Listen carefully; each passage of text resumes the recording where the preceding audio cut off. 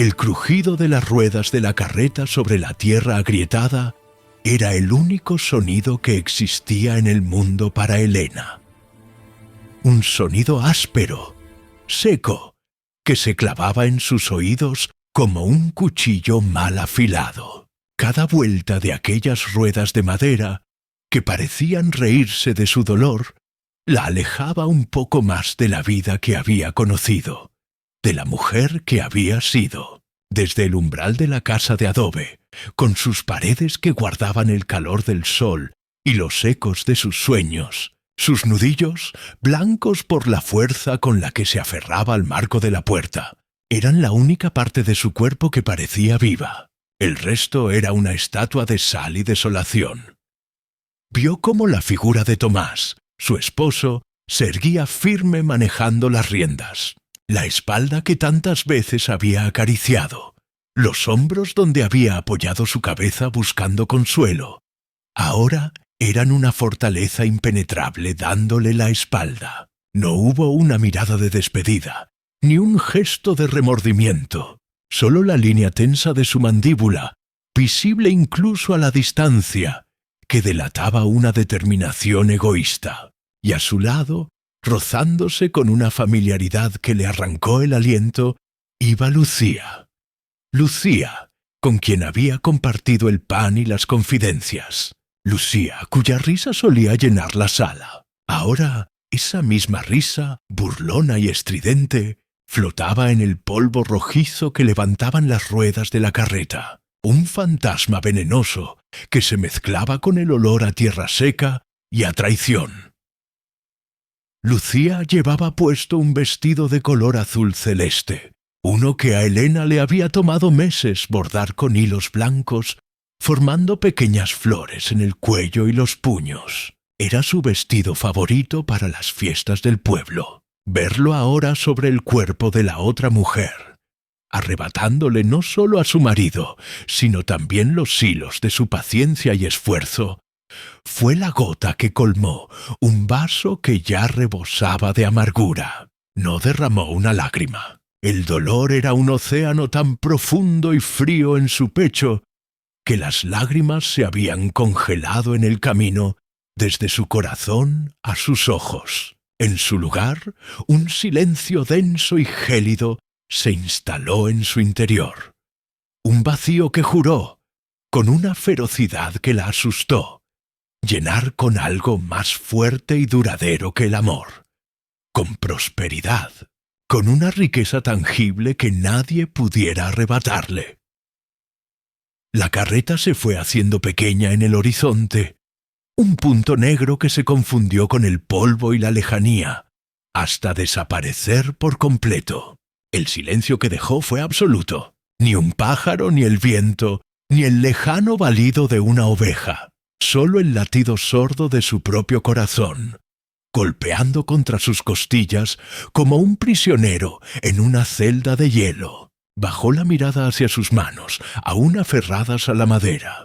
Eran manos de mujer joven, pero ya marcadas por el trabajo. Pequeñas cicatrices, callosidades incipientes en las palmas. Las observó como si pertenecieran a otra persona. Esas manos habían acariciado a Tomás, habían cocinado para él, habían limpiado esta casa con la esperanza de construir un futuro. Ahora se cerraron lentamente, formando dos puños compactos y duros. Con un movimiento que le exigió un esfuerzo sobrehumano, se giró y entró en la casa. La puerta cerró con un golpe seco que resonó en la habitación principal, espantando el polvo que danzaba en los rayos de sol que se filtraban por la ventana. La estancia que antes sentía cálida y acogedora, ahora le parecía extraña y hostil. Todo le recordaba a él, la silla de madera que él había tallado torpemente, la manta que su madre le había tejido, el olor a tabaco que aún impregnaba el aire. Pero en lugar de dejarse vencer por la nostalgia, un fuego comenzó a arder en sus entrañas. Era el fuego del rencor, sí, pero también el de la supervivencia. Caminó hasta el pequeño arcón, donde guardaban sus pocas pertenencias valiosas. Allí, envuelto en un paño de terciopelo desgastado, estaba el cofre de madera de cedro que había pertenecido a su abuela. Lo abrió. Dentro, brillando con una luz suave y propia, descansaban sus joyas. Un collar de perlas pequeñas pero perfectas, unos pendientes de oro con forma de flor y una pulsera de plata finamente labrada. Eran su herencia, su seguro para una vejez tranquila, el último vínculo tangible con su familia y su pasado. Los tomó uno por uno, sintiendo el frío del metal y la suavidad de las perlas contra su piel. No hubo vacilación. No podía permitírsela. Las joyas representaban el amor y la tradición, cosas que Tomás había pisoteado. Ahora se convertirían en semillas, semillas de su venganza, que no sería una venganza de sangre, sino de éxito. Al día siguiente, con el amanecer tiñendo el cielo de naranjas y púrpuras, Elena se presentó en la casa del viejo Mateo, el hombre más sabio en cuestiones de la tierra en todo el valle. Mateo, un hombre de rostro curtido como el cuero y ojos que parecían ver el alma de la tierra, la recibió en el porche de su humilde vivienda. No mostró sorpresa al verla. La noticia de la partida de Tomás con Lucía ya habría corrido como la pólvora. Doña Elena dijo con una voz ronca, haciendo un leve gesto con la cabeza: «¡Don Mateo!». Ella respondió, manteniendo la espalda recta: «Necesito que me enseñe. Necesito aprenderlo todo. Sobre la tierra, los cultivos, las estaciones, todo». Mateo la observó largamente, sus ojos escudriñando no su dolor, sino su determinación. Vio el fuego en su mirada, la firmeza en su boca. Asintió lentamente. «La tierra no perdona la ignorancia, niña. Es una amante exigente. Pide sudor, paciencia y respeto». «Tengo mucho sudor que darle», dijo Elena, su voz tranquila pero firme. «Y mi paciencia se ha forjado en el fuego. En cuanto al respeto, le aseguro que le tendré más del que algunos le tuvieron a mí». Así comenzó su aprendizaje. Los días se volvieron largos y agotadores. Bajo el sol inclemente, Mateo le enseñó a leer la tierra, a distinguir entre la tierra fértil y la estéril, a entender el lenguaje de las nubes y el viento. Le enseñó sobre la rotación de cultivos, cómo dejar que la tierra descanse y se regenere, cómo el maíz agota unos nutrientes que la haba devuelve. Elena escuchaba, absorbía cada palabra, cada sabio consejo, como si fuera agua en el desierto. Sus manos, que antes bordaban y acariciaban, ahora se llenaban de tierra, se cortaban con las piedras, se endurecían agarrando el arado y la azada. Por las noches, cuando su cuerpo gritaba de cansancio, no se permitía descansar. Encendía una lámpara de aceite y se sumergía en los pocos y preciados libros que Mateo le prestaba, y en otros que conseguía a cambio de huevos o de una gallina. Aprendió números, cálculos, cómo llevar las cuentas de gastos e ingresos. Aprendió sobre los precios en el mercado, sobre la supply and demand. Palabras extranjeras que se volvieron herramientas en su mente. El rencor era el combustible que la mantenía en pie cuando el sueño la vencía. Cada espasmo de dolor en sus músculos era un recordatorio de la risa de Lucía. Cada noche solitaria en la cama, que una vez compartió, un acicate para levantarse más temprano y trabajar más duro. Vendió las joyas, una por una, sin un ápice de sentimentalismo. El collar de perlas financió la compra de una yunta de bueyes más fuerte y joven, que reemplazó a los animales viejos y cansados que Tomás había dejado atrás, considerándolos un lastre. Los pendientes de oro pagaron por semillas de mejor calidad y por herramientas nuevas y afiladas. La pulsera de plata se cambió por un pequeño sistema de riego rudimentario pero eficaz. que llevaba el agua del arroyo hasta los campos más secos. La parcela que Tomás había desdeñado, considerándola poco productiva y un símbolo de su vida mediocre, se convirtió en el altar donde Elena ofrecía su sacrificio diario. La llamó la abandonada, no como una queja, sino como una declaración de principios. Todos la conocían por ese nombre. Al principio los vecinos murmuraban. La veían delgada y vestida con ropas sencillas, arando la tierra ella misma bajo el sol, y sacudían la cabeza con lástima. «Pobre Elena», decían, «el dolor la ha enloquecido». Pero la lástima pronto se transformó en curiosidad y luego en asombro. Los campos de la abandonada comenzaron a florecer de una manera que nadie recordaba. El maíz crecía alto y robusto. Las mazorcas eran gruesas y granadas. Las calabazas alcanzaban tamaños envidiables. Elena no solo trabajaba duro, trabajaba de forma inteligente. Aplicaba lo aprendido de Mateo y experimentaba con sus propias ideas. Comenzó a criar algunas gallinas y cerdos, utilizando el estiércol como abono natural, enriqueciendo la tierra. Era un ciclo, un ecosistema que ella gestionaba con mano firme y mente clara. Pasaron los meses, que se convirtieron en años. La mujer triste y traicionada se fue desvaneciendo, y en su lugar emergió doña Elena. Su piel se había curtido, marcada por el sol y el viento, pero su mirada, antes llena de dolor, ahora era penetrante y serena. Ya no llevaba los vestidos sencillos de antes, sino ropas prácticas y bien confeccionadas. Su cabello, que solía llevar suelto, ahora lo recogía en un moño severo que acentuaba la línea firme de su mandíbula. Hablaba poco, pero cuando lo hacía, sus palabras eran precisas y cargadas de una autoridad que no necesitaba alzar la voz para hacerse notar. Negociaba con los comerciantes de la ciudad, con una frialdad que les hacía sudar. Conocía el valor de su cosecha hasta el último centavo, y no permitía que la subestimaran por ser mujer. Algunos lo intentaron al principio con sonrisas condescendientes y ofertas ridículas. Ella simplemente los miraba con sus ojos fríos, daba media vuelta y se dirigía a su competencia. Pronto aprendieron que tratar con doña Elena era tratar con una mente comercial tan aguda, o más que la de cualquier hombre.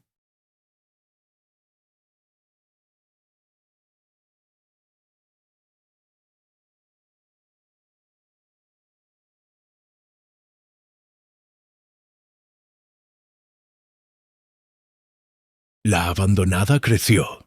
Compró las tierras colindantes que otros, menos visionarios o menos desesperados, no habían sabido hacer productivas. Contrató a jornaleros, a los que trataba con justicia, pero con una exigencia implacable. Les pagaba bien, a tiempo, pero no toleraba la pereza ni el engaño. Su reputación se extendió por el valle y más allá.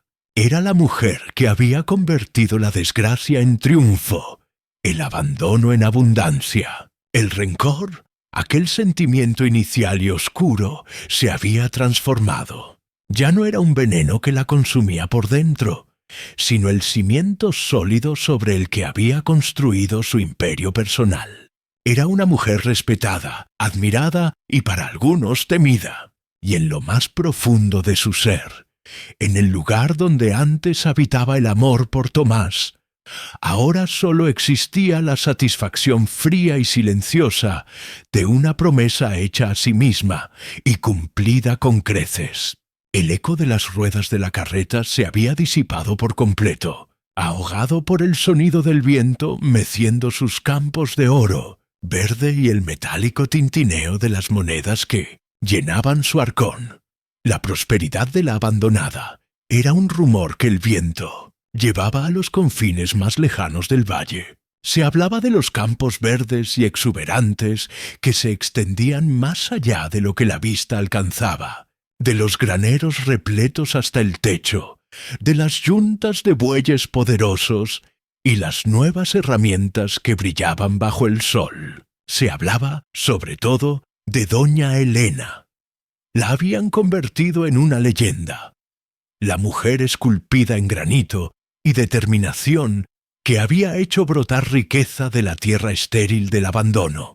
Esos mismos rumores, llevados por arrieros y comerciantes ambulantes, viajaban por polvorientos caminos y llegaban a oídos atentos en pueblos vecinos, donde la vida no había sido tan generosa.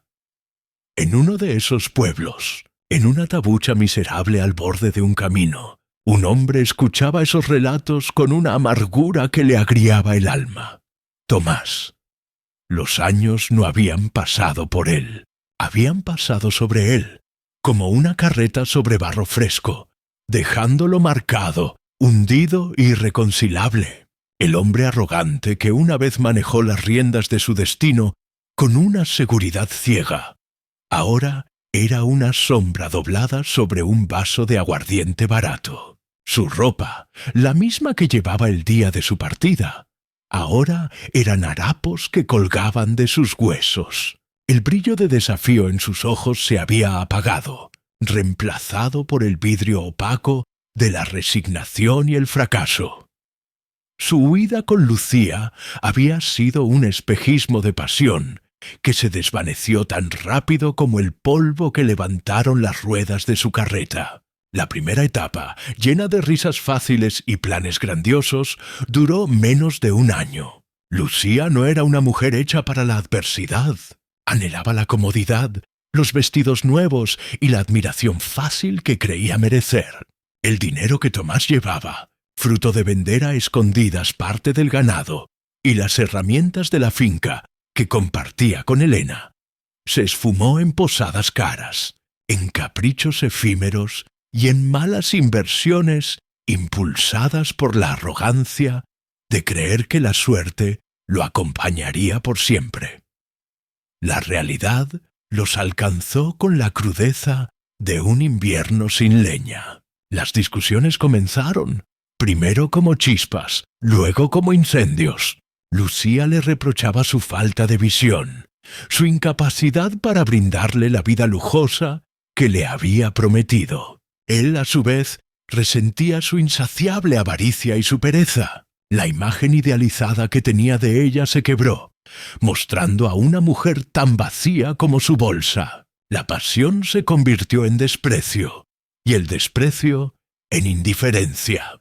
Una mañana, tras una acalorada pelea, Lucía simplemente no estaba. Se había llevado lo poco que quedaba de valor, incluyendo el vestido azul celeste, y se había esfumado con un comerciante de telas que pasaba por el pueblo. Lo abandonó tan fríamente como él había abandonado a Elena. A partir de ahí, la vida de Tomás se convirtió en una lenta y penosa caída en picada. Sin Lucía, sin dinero y sin la fuerza moral para enfrentar su ruina, vagó de pueblo en pueblo, aceptando trabajos esporádicos y mal pagados. Cada jornal era un recordatorio de lo que había perdido. Cada noche, en un jergón sucio, era un eco de la cama cálida y la casa sólida que había construido con Elena. La memoria de su antigua vida, que antes idealizaba como aburrida y limitada, ahora se le aparecía como un paraíso perdido. Recordaba el olor del pan recién horneado por las mañanas, la tranquilidad de las tardes viendo caer la lluvia desde el porche, la sensación de pertenencia a una tierra, a un hogar, y sobre todo, recordaba a Elena, no a la Elena del final, la mujer a la que desdeñaba, sino a la Elena de los primeros tiempos, la de la sonrisa fácil y las manos siempre dispuestas a trabajar a su lado. El remordimiento, un gusano lento y persistente, comenzó a roerle por dentro. Al principio lo negaba, culpando a la mala suerte o a la ingratitud de Lucía. Pero con el tiempo, En la soledad de sus noches interminables, no pudo evitar mirar al monstruo que llevaba dentro. Él había sido el arquitecto de su propia desgracia. Él había roto el juramento. Había menospreciado el trabajo honesto. Había cambiado la lealtad por un capricho. La imagen de Helena en el umbral, muda y digna en su dolor, se convirtió en una obsesión que lo atormentaba. Esa imagen era mucho más poderosa que cualquier grito o lágrima. Era el silencio del desprecio bien merecido. Y luego empezaron a llegar los rumores. Doña Helena ha comprado las tierras de los Hernández. Doña Helena ha instalado un nuevo sistema de riego que es la envidia del valle. Nadie negocia como doña Helena. Cada noticia era un latigazo en su orgullo ya maltrecho. La mujer a quien había abandonado por considerarla parte de una vida mediocre, se había convertido en todo lo que él anhelaba ser. Próspera, respetada, poderosa. La ironía era un veneno que bebía a diario. Finalmente, después de años de vagar y de tocar fondo en la miseria más absoluta, una noticia específica llegó a sus oídos. Un arriero, bebiendo en la misma tabucha, comentó con admiración: «Doña Helena de la Abandonada busca brazos fuertes. Paga bien, dicen, pero exige lealtad y trabajo duro. No tolera holgazanes». Algo se quebró dentro de Tomás. No era esperanza, no exactamente. Era algo más primitivo, la necesidad. La necesidad de un plato de comida caliente, de un techo, de dejar de huir. Y junto a la necesidad surgió una idea tan humillante que en cualquier otro momento de su vida la habría rechazado con desdén. Pero el orgullo es un lujo que los hambrientos no pueden permitirse. La idea creció, alimentada por la desesperación y un último y débil destello de algo que se parecía a la cordura. Tal vez, solo tal vez, regresar fuera la única forma de expiar, aunque fuera mínimamente su culpa. No merecía su perdón, lo sabía, pero quizás podría ganarse un lugar, cualquier lugar, en el mundo que él mismo había destruido. El viaje de regreso fue un vía crucis de vergüenza y aprensión. Caminó durante días mendigando comida a su paso, sintiendo cómo cada paso lo acercaba no a un hogar, sino a un juicio. El paisaje se fue haciendo familiar, y con cada árbol reconocido, cada curva en el camino que recordaba, el nudo en su estómago se hacía más fuerte. Cuando por fin divisó a lo lejos la Abandonada, se detuvo en seco, sin aliento. No era la finca que recordaba, era un imperio. Los campos bien delimitados y verdes se extendían hasta donde alcanzaba la vista. La casa principal, antes de adobe sencillo, ahora era una estructura amplia y sólida, con un porche grande y bien encarado. Todo gritaba orden, trabajo y éxito. Él era la única cosa desordenada y fracasada en ese paisaje perfecto. Apretó el paso, sintiendo el peso de las miradas curiosas de los jornaleros que trabajaban en los campos cercanos. Se acercó a la casa principal, y el corazón le golpeaba con tanta fuerza que creía que iba a saltarle del pecho. No fue Helena quien lo recibió en la puerta, sino una de sus empleadas. Una mujer de mediana edad con un delantal impecable y una mirada desconfiada. «Busco a doña Helena», dijo Tomás, y su voz sonó ronca y extraña, como si no la hubiera usado en años. La mujer lo escudriñó de arriba abajo, desde sus botas rotas hasta su rostro demacrado. «¿Y quién la busca?» Tomás tragó saliva. Dígale que es Tomás». El nombre, una vez tan familiar en esas tierras, sonó como un susurro fantasmal. La empleada frunció el ceño, pero asintió y se volvió hacia el interior de la casa. Los minutos de espera fueron una eternidad. Tomás se quedó allí, plantado en el suelo firme, sintiéndose más insignificante y expuesto que nunca. Por fin, una figura apareció en el umbral. Helena.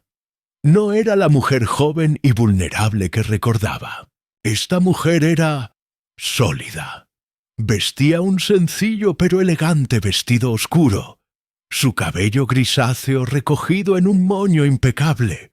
Su rostro estaba marcado por los años y el sol, pero no por la debilidad, sino por una autoridad serena e inquebrantable. Sus ojos, aquellos que él recordaba llenos de amor y luego de dolor, ahora lo observaban con una calma impasible, como si estuviera evaluando una cabeza de ganado. No mostró sorpresa, ni ira, ni siquiera desdén. Esa frialdad fue 1000 veces peor. Tomás sintió que las piernas le flaqueaban. Bajó la mirada, incapaz de sostenerla de ella.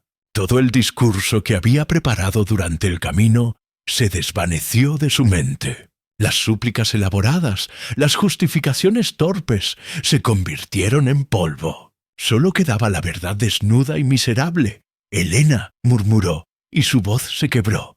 Levantó la cabeza, y por primera vez, sus ojos, llenos de vergüenza y desesperación, se encontraron con los de ella. «Por lo que una vez fuimos, por los años que compartimos, te lo imploro».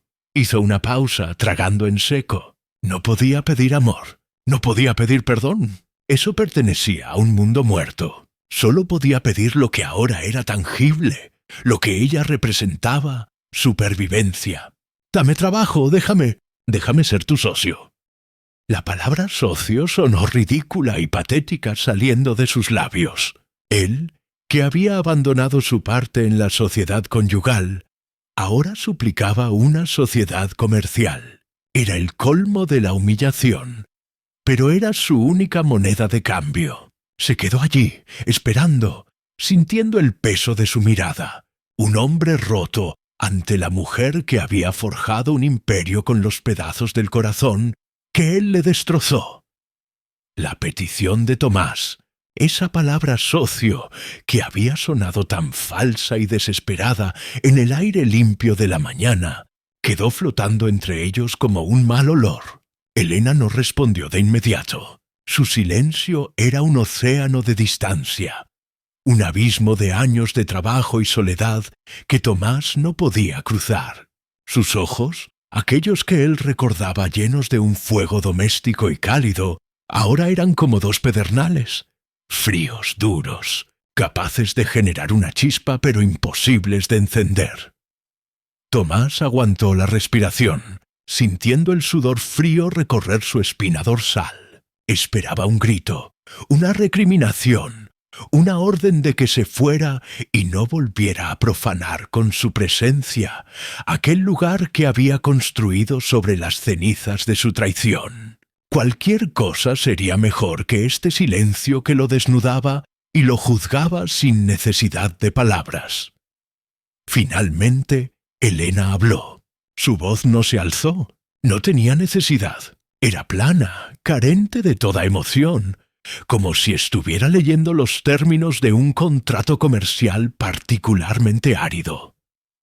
«Puedes quedarte». 3 palabras. No fueron una bienvenida, fueron una concesión, un permiso condicional. Tomás sintió un alivio tan intenso que por un momento le flaquearon las piernas. Pero la siguiente frase lo devolvió a la realidad, con la crudeza de un balde de agua helada. «Pero no como socio». Ella hizo una pausa, dejando que esas 4 palabras se clavaran como estacas en el corazón de la esperanza, que Tomás apenas comenzaba a atesorar. Su mano, fina pero fuerte, con los nudillos marcados y la piel áspera, se extendió con un gesto lento y deliberado, abarcando con un amplio movimiento la vastedad de sus tierras, los cultivos perfectamente alineados, los jornaleros que trabajaban a lo lejos. «Comenzarás como todos». «Como peón, peón». La palabra resonó en los oídos de Tomás con un eco humillante. Él, que había sido el dueño, el que daba las órdenes, ahora se vería reducido a la categoría más baja, a la fuerza bruta que movía la tierra que una vez fue suya. «Dormirás en la caseta de los jornaleros», continuó Helena, su mirada fija en él, analizando cada contracción de su rostro, cada destello de orgullo herido, y ganarás tu salario con el sudor de tu frente. Aquí no hay atajos para nadie, y mucho menos para ti. No había reproche en su tono, solo una declaración de principios tan inmutable como las leyes de la naturaleza. Era la ley de la abandonada. El mundo que ella había creado funcionaba con un orden estricto, donde el valor se medía en esfuerzo y resultados, no en pretensiones pasadas o en títulos vacíos.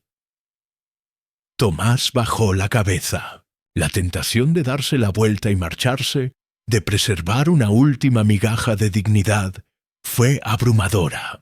Pero entonces sus ojos se posaron en sus propias manos, sucias y temblorosas. Vio los harapos que llevaba puestos. Sintió el hambre retorciéndole el estómago. Un compañero tan fiel en los últimos años como la miseria. ¿A dónde iría? ¿Volver a la tabucha? ¿Morir como un perro en un camino polvoriento? La orgullo era un fantasma del hombre que una vez fue. El hombre que era ahora solo necesitaba sobrevivir. Con un esfuerzo que le costó cada gramo de su ser, asintió lentamente.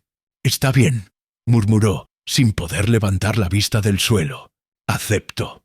Así comenzó su nueva vida, una existencia que era una paradoja constante, un purgatorio personal diseñado por la justicia poética de Helena. Lo asignaron a la cuadrilla más dura, la de la preparación de la tierra y la excavación de zanjas para el riego. Su primer día fue una tortura. Los músculos, atrofiados por años de vagancia y trabajos esporádicos, le gritaban con cada palada. El sol, que antes lo acariciaba como un dueño satisfecho de su tierra, ahora lo flagelaba sin piedad. Los otros jornaleros, al principio curiosos y luego burlones, lo llamaban el señorito a sus espaldas.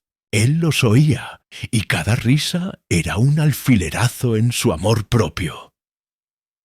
La caseta de los jornaleros era un cobertizo largo y austero, con literas de madera tosca y un olor permanente a sudor, tierra y tabaco. Allí compartía el espacio con hombres rudos, de manos como piedras y conversaciones simples. Ellos hablaban de sus familias, de sus sueños de comprar una pequeña parcela, de la dureza del trabajo, pero también de la satisfacción de un jornal bien ganado. Tomás no participaba, se acurrucaba en su litera, escuchando, sintiéndose un extraño, un fantasma en el mundo que había ayudado a crear y que luego despreció. Cada mañana, al amanecer, se unía a la fila de hombres que recibían las órdenes del capataz, un hombre leal a Helena hasta la médula. Lo observaban trabajar, vigilando que no holgazaneara. Y Tomás trabajaba, no por lealtad, no por gratitud, sino por una obstinación desesperada. Cada surco que abría con el azadón, cada roca que sacaba de la tierra, cada gota de sudor que caía sobre el suelo fértil, era un recordatorio físico de su necedad. Esta tierra, que ahora sudaba y sangraba para cultivar, era la misma que una vez consideró un lastre, la misma que había abandonado por la promesa vacía de una vida fácil con Lucía. Veía a Helena a lo lejos. Nunca se acercaba. Ella recorría sus tierras a caballo o en un pequeño carruaje, revisando los cultivos, hablando con los capataces. A veces, sus miradas se cruzaban por un instante. La de él, llena de una mezcla de vergüenza, admiración y una pregunta sin respuesta. La de ella, siempre impasible, inescrutable. No mostraba ni satisfacción por su humillación, ni compasión por su esfuerzo. Era como si él fuera simplemente una pieza más del engranaje de su finca, un peón problemático pero que, si seguía las reglas, podía ser útil. Los días se convirtieron en semanas y las semanas en meses. Lentamente su cuerpo se fue adaptando. Los dolores se convirtieron en molestias y luego en la mera sensación del trabajo diario. Sus manos, antes blandas por el desuso, desarrollaron callos duros como suelas de zapato. Ya no era el señorito para los otros jornaleros. Ahora era simplemente Tomás, el hombre callado que trabajaba con una intensidad casi feroz, como si intentara expulsar sus demonios a través del mango del azadón.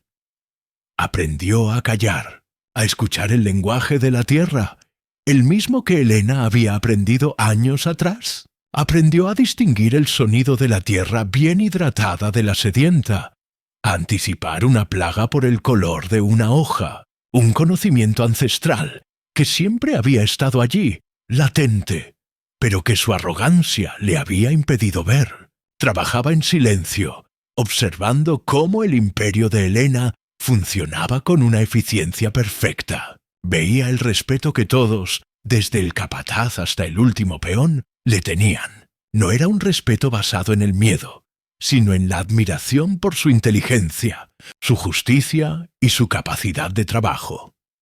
Una tarde, mientras descansaba a la sombra de un gran roble, bebiendo agua de una cantimplora, vio a Elena al otro lado del campo, supervisando la construcción de un nuevo granero. La observó señalar algo, corregir una medida. Su voz clara y segura llegaba hasta él como un susurro llevado por el viento, y en ese momento no la vio como la mujer a la que había traicionado, ni como la dueña implacable que lo había condenado a esta vida de sudor. La vio como lo que era, una fuerza de la naturaleza, una mujer que había tomado la ruina que él le dejó, y con sus propias manos había construido algo eterno. Una oleada de una emoción nueva y desconcertante lo inundó. No era amor, eso se había marchitado hacía mucho. No era perdón porque no se lo merecía. Era algo más profundo, más complejo. Era respeto, un respeto tan absoluto y amargo que le quemó la garganta. Él había tenido a esta mujer a su lado. Había compartido su cama y su vida, y había sido tan ciego que no había visto el diamante en bruto que tenía frente a sus ojos. Había cambiado un diamante por un espejismo de oropel. Se levantó, sacudiendo el polvo de sus pantalones. El silbato del capataz sonó, marcando el fin del descanso. Tomás agarró su azadón. La madera áspera y familiar se acomodó en sus palmas callosas. Miró hacia el horizonte, hacia los interminables campos verdes de La Abandonada, y por primera vez, desde que había regresado, no sintió la punzada del rencor o la humillación. Sintió el peso de la realidad.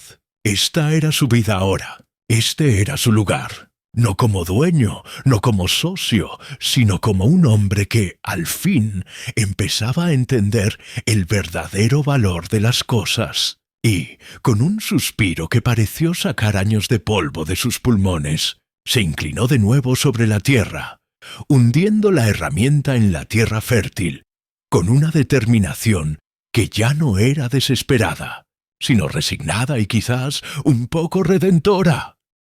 La transformación de Tomás fue lenta, como la erosión de una montaña por el goteo constante del agua. Los años pasaron sobre él, no con la crueldad devastadora de su época de vagabundo, sino con la pesadez constante y exigente del trabajo honesto. 5 ciclos de siembra y cosecha lo vieron levantarse con el canto del gallo y retirarse a su litera cuando la luna ya era alta en el cielo. Ya no era el recién llegado demacrado y torpe. El sol había bronceado su piel hasta convertirla en cuero. Sus brazos, una vez flacos, ahora estaban cruzados por cordones de músculo fibroso y fuerte. La caseta de los jornaleros ya no le resultaba hostil. Era su refugio espartano. Los otros hombres ya no se burlaban. Lo saludaban con un respeto ganado a pulso. Tomás era sinónimo de trabajo silencioso, de conocimiento práctico y de una lealtad inquebrantable a la finca, una lealtad que había nacido de la pura necesidad y había echado raíces profundas en la tierra de su expiación. Su relación con Elena era un fenómeno extraño y distante. Ella era la dueña, la arquitecta de ese mundo. Él era un peón, una pieza más, aunque quizás la más antigua y experimentada. Se comunicaban a través de los capataces, o con breves intercambios sobre el estado de un cultivo o la reparación de una herramienta. La cerca del lote norte necesita refuerzo, doña Elena. Hágalo así, Tomás. Eso era todo. No había lugar para el pasado, para las emociones. El trabajo era el único lenguaje permitido, y en ese lenguaje Tomás se había vuelto fluido. Conocía cada palmo de la abandonada mejor que nadie, excepto ella. Sabía dónde la tierra retenía mejor la humedad, qué árbol daba la mejor sombra para el descanso del ganado, cómo anticiparse a una helada tardía. Su orgullo, otrora un animal feroz y herido, ahora era un perro viejo y dormido. Ya no anhelaba ser socio, anhelaba el simple reconocimiento de un trabajo bien hecho en el único lugar que le quedaba en el mundo. Una mañana particularmente fresca, cuando la neblina aún se aferraba a los surcos de los campos, el capataz se acercó a él. «Doña Elena te espera en la oficina. Tomás». Un silencio repentino cayó sobre los hombres que trabajaban cerca. Todos lo miraron. Una citación a la casa principal no era algo común. Para Tomás fue como si el suelo se moviera bajo sus pies. Había cometido un error. ¿Había fallado en algo? Los viejos fantasmas de la inseguridad y el miedo acudieron en manada. Con el corazón latiéndole con fuerza en el pecho, se dirigió a la casa, sintiendo el peso de cada mirada a su espalda. La oficina de Elena no era la sala desordenada y familiar de antaño. Era un espacio amplio, ordenado, con un gran escritorio de madera noble, estanterías llenas de libros de contabilidad y mapas de la propiedad. Por la gran ventana detrás del escritorio, la vista era un tapiz perfecto de su éxito. Campos verdes, árboles frutales en hilera, el tejado rojo del nuevo granero. Elena estaba de pie, de espaldas a la puerta, contemplando su reino. Al escuchar sus pasos, se volvió lentamente. No llevaba el delantal de trabajo, sino un vestido sencillo pero de buena tela. Su rostro sereno e impasible como siempre, lo estudió mientras él se detenía en el umbral, sintiéndose fuera de lugar con sus botas embarradas.